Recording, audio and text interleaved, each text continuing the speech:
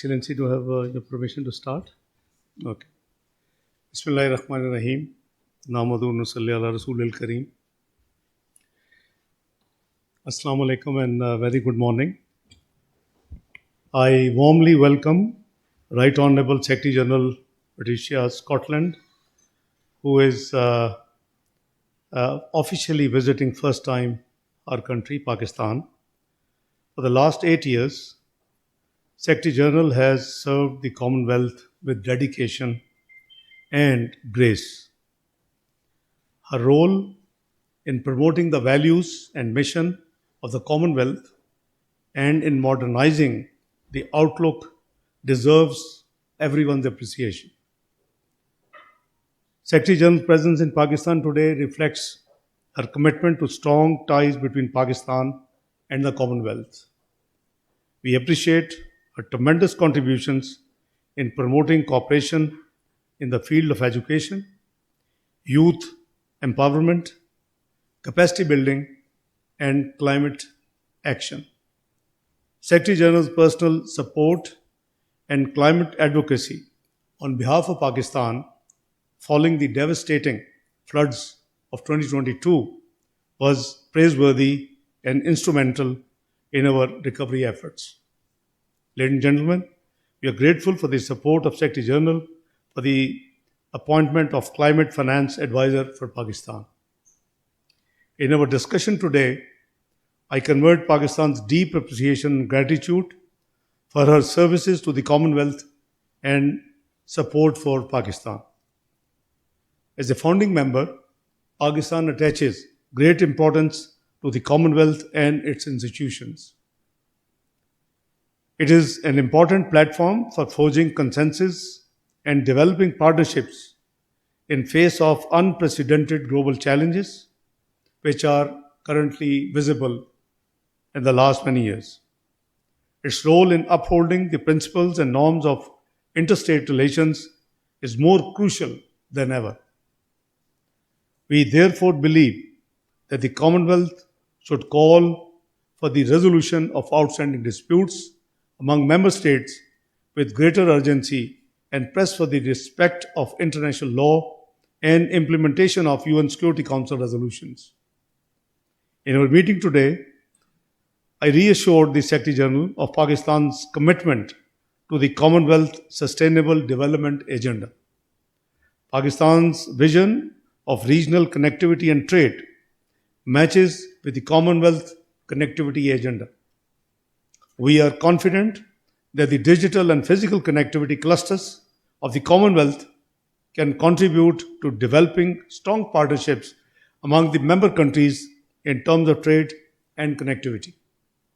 I also conveyed to our gratitude to Honourable Secretary General for the technical assistance of the Commonwealth Secretariat in trade policy formulation, export development, and support for small and medium enterprises. This support is critical in capacity building and improved governance.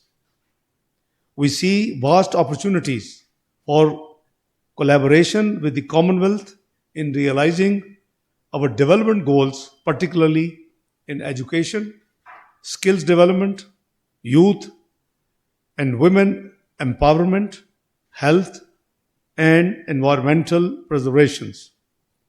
Pakistan will therefore continue to engage with the Commonwealth with a special focus on women empowerment and capacity building for the young people. Pakistan is honored to lead the Commonwealth agenda on youth, reflecting the high priority we place on our partnership with the Commonwealth.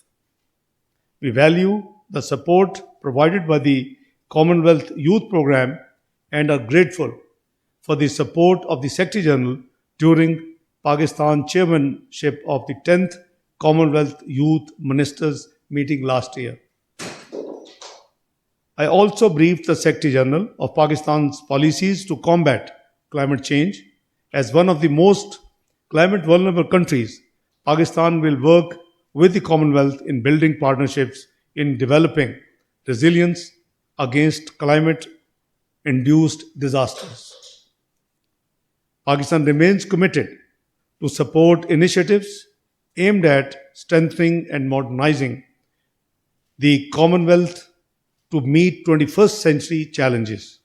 We will continue to play an active role in building bridges between the Commonwealth Secretariat and member states by advancing Commonwealth reforms through our leadership of the informal working group of the Board of Governors.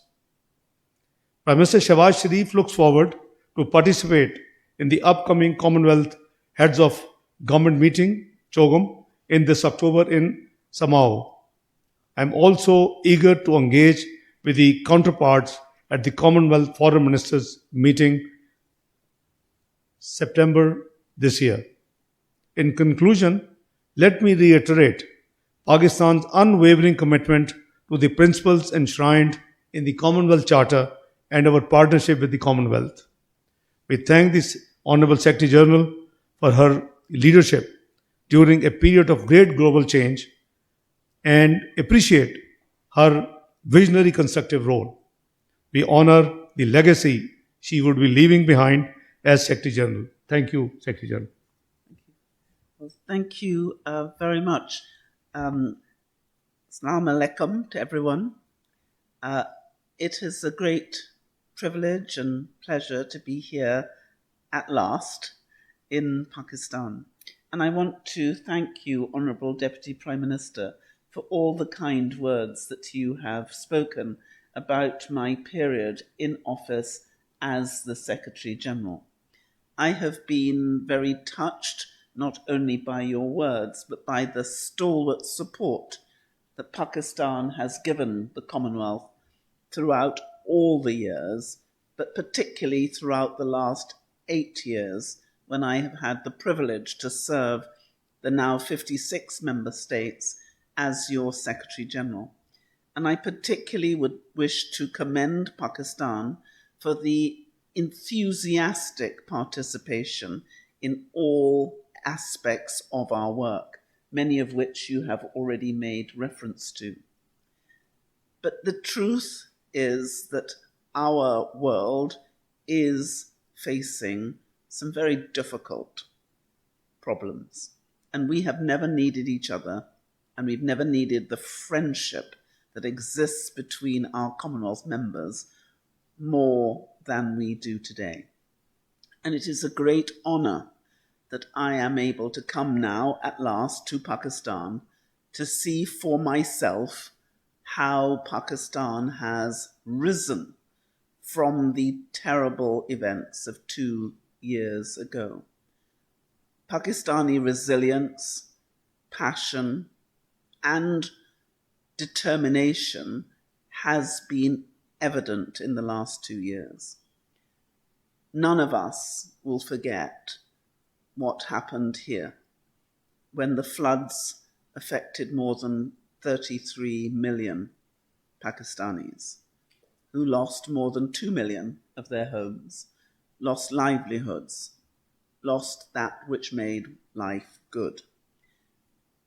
And it was our privilege and our pleasure to stand in solidarity with Pakistan during those darker days, but it's my pleasure to come and celebrate now with Pakistan as you rise from those difficulties. I want to commend what has been done for young people, because Pakistan is leading for the Commonwealth in terms of our youth ministers meeting. And we were saddened that we weren't able to have the youth ministers meeting here in Pakistan. But at our Commonwealth Youth Ministers meeting, which was held in the garden of the Marlborough House, Pakistan came to London and Pakistan was there. And so even if it wasn't here physically, it was absolutely Pakistan in Marlborough House. And I want to thank you for bringing that taste of Pakistan to our work. There is still much for us to do, and I was thrilled to hear from the Deputy Prime Minister that Pakistan will remain stalwart in its support of the Commonwealth and its principles as we go forward in a new digitalized, AI enabled world. And I am confident that the 65% of Pakistanis who are under the age of 30 will not just be the leaders of tomorrow, but they will help us co-create the future from today. And I want to thank all of those who've participated in our work for their energy, for their dedication, and for their warmth and friendship. And I thank you. Thank you very much, Secretary General Patricia Scotland and Deputy Prime Minister and Foreign Minister Mohammad Ishaq Dar. We'll now open the floor for the journalists present here today. And we'll begin with Mr. Shokat Peracha. Thank you so much. Pakistan is... Sorry, and you will address the question to Foreign Minister Ishaq Dar, please. Excellency, Pakistan is the oldest member of the Commonwealth, as Madam has also spoken out. Do you think the Commonwealth is relevant to Pakistan's international priorities today? Do you really think the agenda of the Commonwealth aligns with Pakistan's vision for economic development and regional connectivity, as you have talked about yourself? Thank you, sir. Thank you, Dr. Saab. Pakistan obviously cherishes this long-standing association with Commonwealth. The Commonwealth stands for values which are increasingly under strain around the world, but Pakistan continues to uphold these values, such as promotion of peace and development through dialogue and representing and respecting the independence of these sovereign states. We always believe in this thing. We have respect for every sovereign state. As one of the founding members, Pakistan sees the Commonwealth as an important forum to forge consensus on some of the most pressing issues facing the world today, from tackling climate change to empowering the youth, which represent a major demographic factor in Pakistan as well as many other Commonwealth countries. Owing to the geostrategic location and connectivity infrastructure, Pakistan envisions itself as a regional hub for trade. In that respect, Pakistan's vision is perfectly in line with the Commonwealth connectivity agenda. Pakistan supports the Commonwealth target of increasing intra-Commonwealth trade to 2 trillion by 2030. I mean, this is the vision of our visiting Right Honorable Secretary General of Commonwealth.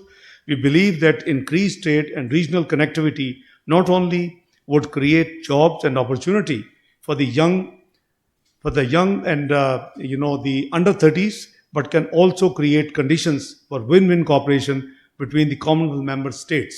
You are already aware the efforts of this government to work with different countries in the Central Asian states for the connectivity projects. For example, with Uzbekistan, we are talking and working for the Uzbekistan-Pakistan railway connectivity. We are talking with Tajikistan, we are talking with Turkmenistan, you have TAPI, you have TAP. So many projects in the pipeline which Pakistan has been working on and will continue to work for the connectivity, the regional connectivity, the global connectivity, the north-south connectivity. So we are there for regional connectivity. And Madam's vision of 2 trillion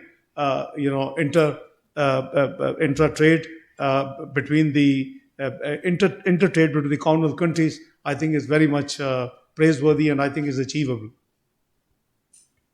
Mr. Anas Malik, please.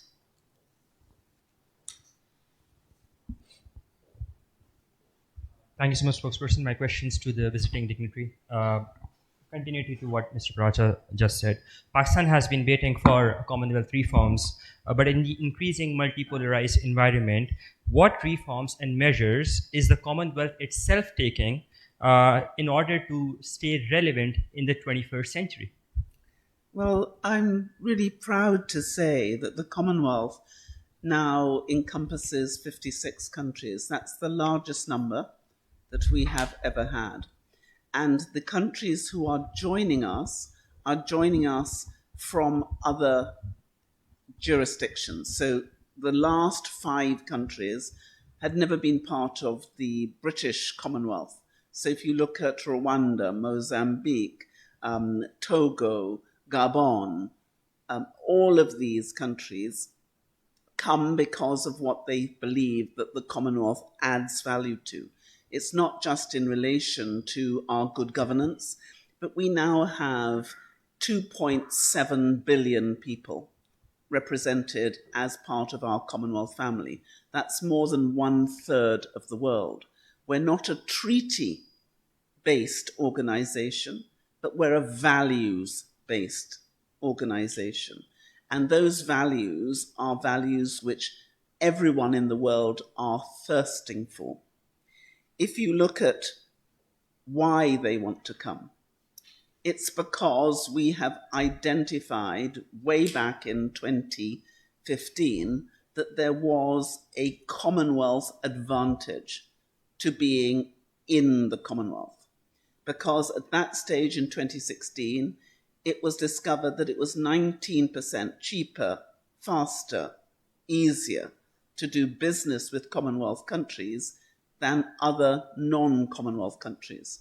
And that's because we share the same parliamentary system, similar institutions, similar rule of law, and we speak the same language. So it means we can do business more easily. And from the moment I became Secretary General, I posited the question, could we move that 19% to 30%? What if it was 30% cheaper, easier, faster? That has been the driver. We are now at least 21%.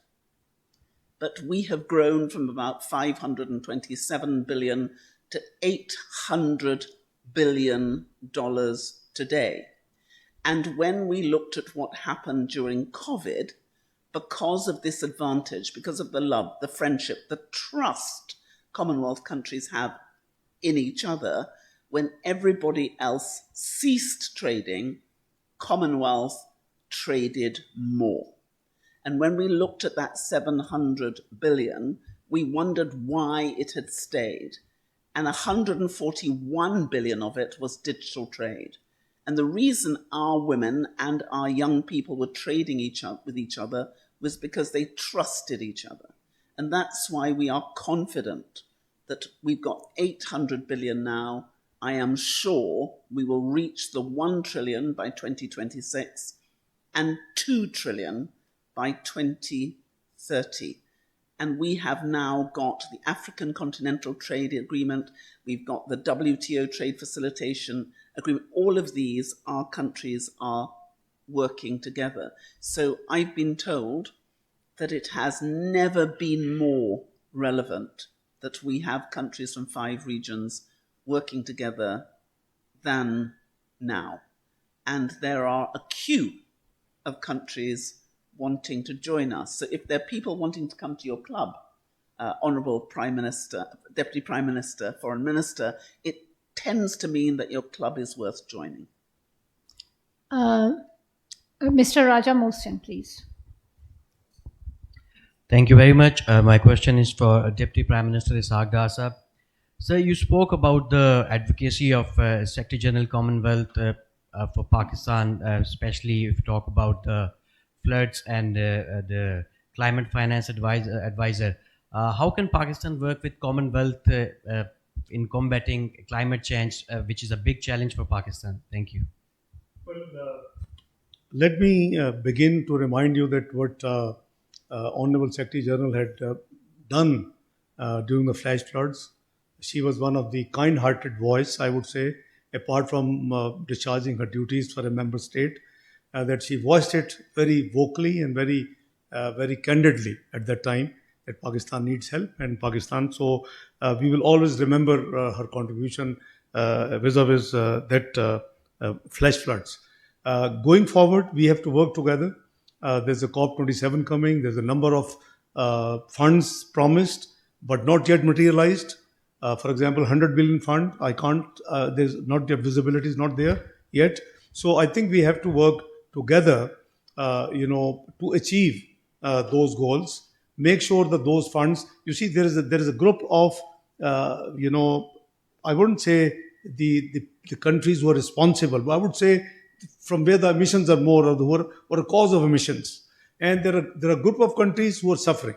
So Pakistan, despite its contribution less than 1% in the emissions, it is one of the most 7 vulnerable countries in the world. And we all saw that what happened. Her Excellency has, even shared the data. 33 million, which is half of the UK population. Pakistan suffered. We had physical and economic losses of something like 34 billion. It's not Pakistan's, working or estimates. It was UNDP, it was World Bank, it was Asian Development Bank. It was assisted by Pakistan. So they're credible figures. So as you know that we had a donors conference in Geneva thereafter. So a lot of work has been done on part of Pakistan. We have been clearing all the projects on the basis of 4RF resilience as the must for the future infrastructure. So we have from the ECNIC. We have cleared all the projects last year when we were in the governance. And as of today, while I speak to you, all projects, in the ECNIC have been cleared up to 9th of July. So, which includes the flood-affected housing projects, the flood-affected schools, etc. So, this government is committed, and Her Excellency Secretary General has a plan to see herself some of the work which has been done. She'll be visiting National Disaster Management Authority.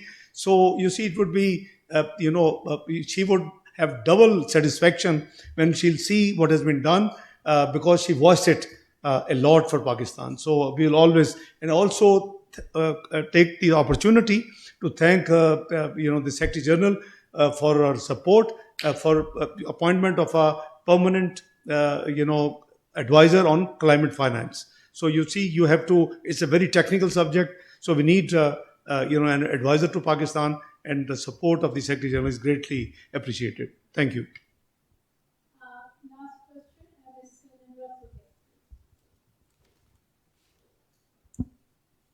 Thank you. My question is to the visiting dignitary. Madam, the Commonwealth has stood against discrimination, racism, and apartheid in the past. So, what measures is the Commonwealth taking to combat Islamophobia and xenophobia against immigrants in Europe? Thank you. Well, I think the most important thing is to say that the Commonwealth has been challenging and combating all forms of discrimination for the last 75 years, and we continue to do that. If you look at all our programs, we are mainstreaming fairness and mainstreaming equality, both for women, for girls, for young men, and for all of our people. One of the beauties of the Commonwealth is we have every religion, every race, every region, and we have made it a critical part of our policy to leave no one behind. And this is a challenge which we have never run away from.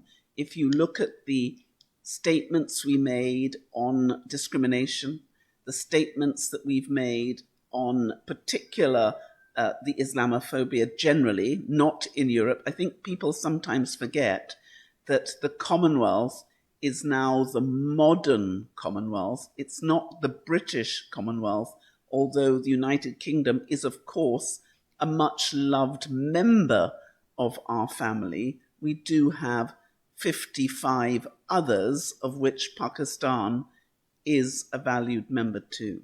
So this issue isn't just about Islamophobia, it's about all forms of discrimination, and everything we're doing in the Commonwealth is challenging that discrimination.